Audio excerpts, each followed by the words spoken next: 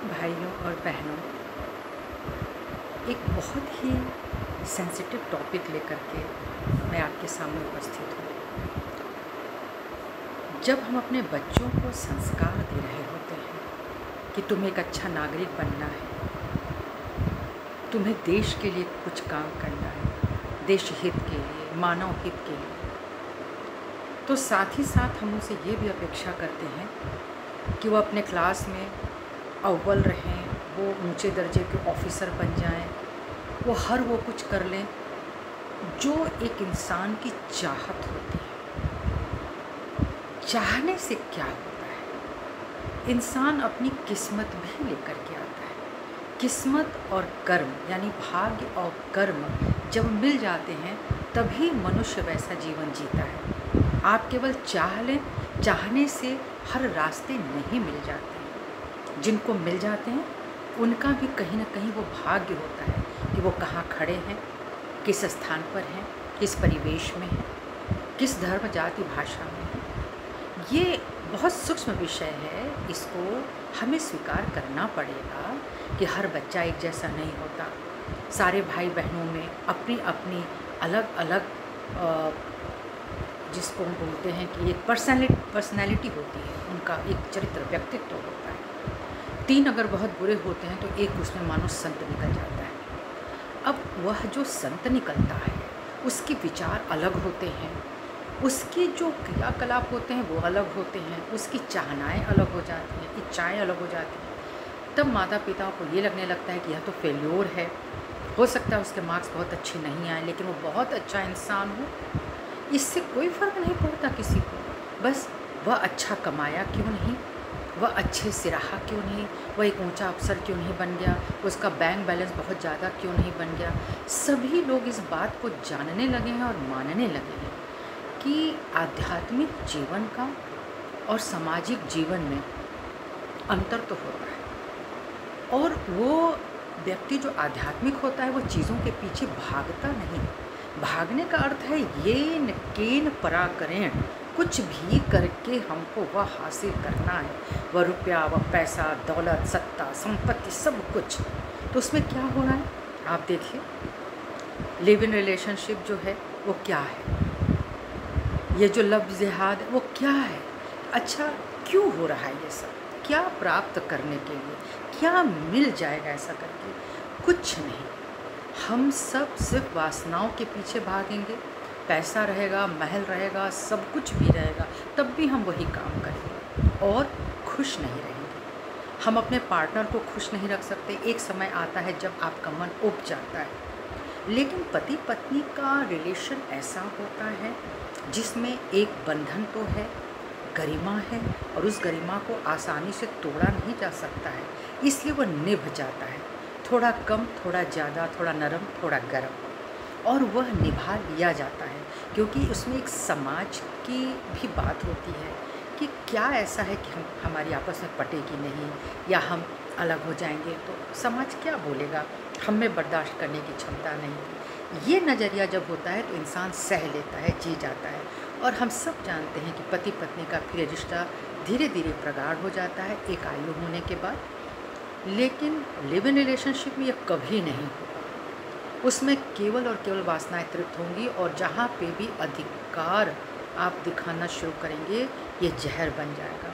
पति पत्नी के बीच एक अधिकार तो है, उनसे जन्मे बच्चों के बीच एक अधिकार की भावना तो है, एक प्रेम की भावना है, सम्मान की भावना है। लिव इन रिलेशनशिप में कभी सम्मान नहीं होता। इसी प्रकार एक आध्यात्मिक बच्चे का जो जीवन होता है वह इन सब से दूर होता है, वह इन्हें पसंद भी नहीं करता। लेकिन उसको बार बार एक अपमान महसूस होता है कि उसके परसेंटेज अच्छे नहीं आए, चाहे वो इंजीनियरिंग या डॉक्टरी में ज़बरदस्ती भेजा गया, वहाँ उसके मार्क्स अच्छे नहीं आए, अपनी लाइफ में वो बहुत स्कोर नहीं कर सका। लेकिन क्या उसका जीवन सरल नहीं है, सुंदर नहीं है, पवित्र नहीं है? वह संतुष्ट नहीं, वह भी संतुष्ट है। आप और हम उसे असंतुष्ट बना देते हैं, ये ठीक नहीं, वो ठीक नहीं, उसको देखो, उसको देखो। लोगों को देखने दिखाने में ज़्यादा समय लगता है और समझ आता है। अपने बच्चों का चरित्र वो नहीं देख पा रहे हैं।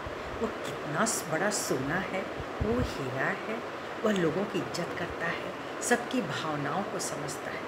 हमें तो प्रणाम करना चाहिए ऐसे हमारे नवासों का, ये जो नए बच्चे हैं जो हमसे पीछे आए, हमसे ज़्यादा समझदार हो हैं, लेकिन नहीं, हम उनको कंपटीशन की भावना में जब डाल देते हैं और you are good for nothing कहना शुरू करते हैं तो हमारे बच्चे निराश हो रहे हैं, वो भीतर ही भीतर चुप हो रहे हैं, वो हमसे आपसे शेयर नहीं करना चाह रहे।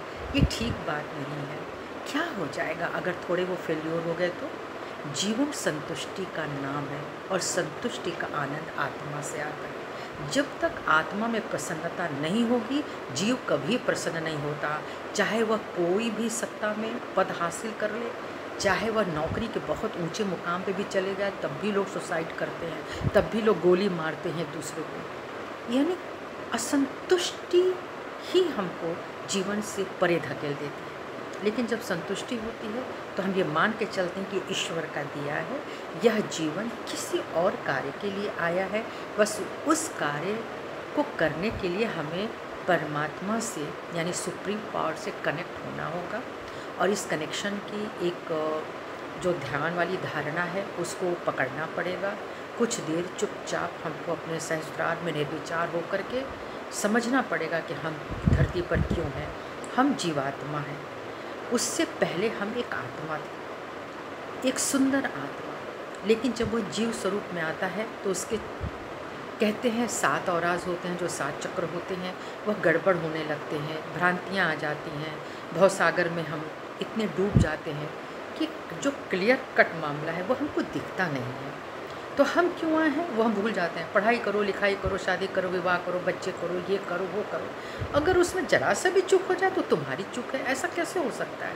कोई इंसान की चूक नहीं होती। मैंने बहुत पहले ही बताया, कुछ डेस्टिनी होती है, कुछ भाग्य होते हैं, कुछ प्रारब्ध होते हैं, कुछ सहना पड़ता है, कुछ पुराने जन्म के काटने पड़ते हैं। उनको अपने क्षमता से, आत्मविश्वास से ज़रूर काटें, उस जीवन को जी लें, संतुष्ट हो लें। ऐसा होना था और जो होना है ईश्वर की नज़र में वो सदैव अच्छा होगा।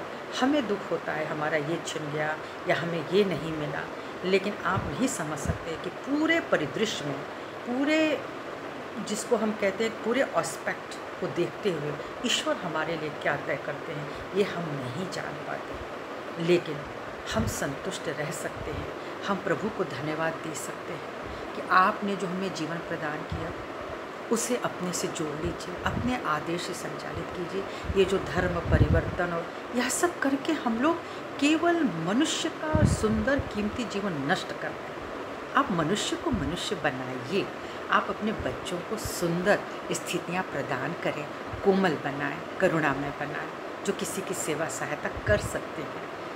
बस यही ध्येय है मनुष्य जीवन का। अपने को प्राप्त करो, तुम क्यों आए हो? तुम्हें जिसने बनाया उसको प्राप्त करो, उससे मिल जाओ। सारी इस दुनिया का सुख तुम्हारे कर्मों में होगा, क्योंकि संतुष्टि तुम्हारे साथ होगी। जय हिंद, जय भारत। सभी को नमस्कार।